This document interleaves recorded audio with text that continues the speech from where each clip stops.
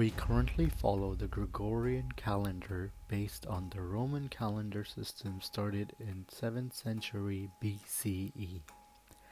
The current calendar system has 28 days in February for 3 years and 29 days in the 4th year, also known as the leap year. However, this was not always the case, especially when it started.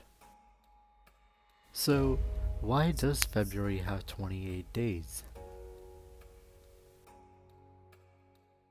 Before understanding the story of how February got 28 days, we need to know about two major types of calendars that are followed around the world. The first one is the lunar calendar. It is a calendar based on the monthly phases of the moon. The moon takes around 29.53 days to revolve around the Earth, making that the length of the month in a lunar calendar. Hence, there are about 355 days in a lunar year. The next one is the solar calendar. It is a calendar whose dates indicate the position of the Earth on its revolution around the Sun. Hence, there are 365.6 days in a year. A long time ago, the Roman king Romulus had a lot of difficulties keeping track of festivals, seasons, and various other ceremonies in his kingdom. To overcome these problems, he ordered to make a lunar calendar, in which months either consisted of 30 or 31 days. It began in March and ended in December and had 304 days in total. First month was Martius, Aprilis, followed by Maius, Junius, Quintilis, Sextilis, September, October, November, and December. But this calendar was not in sync with the seasons, which created problems. So after Romulus's reign, when King Numa came to power, he came up with a different approach.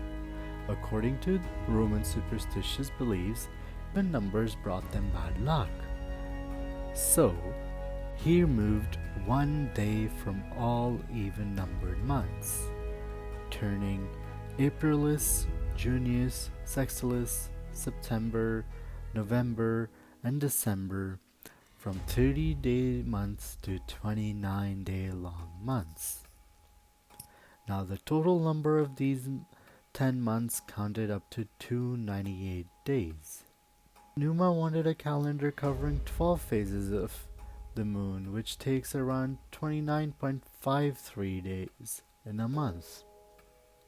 So he decided to multiply 29.53 days with the 12 phases of the moon and came up with a year formed of about 355 days.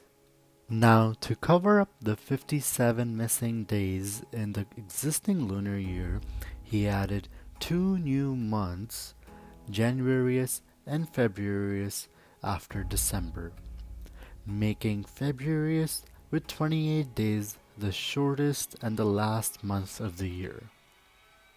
Roman calendar was totally based on the lunar cycle now, so it had 355 days.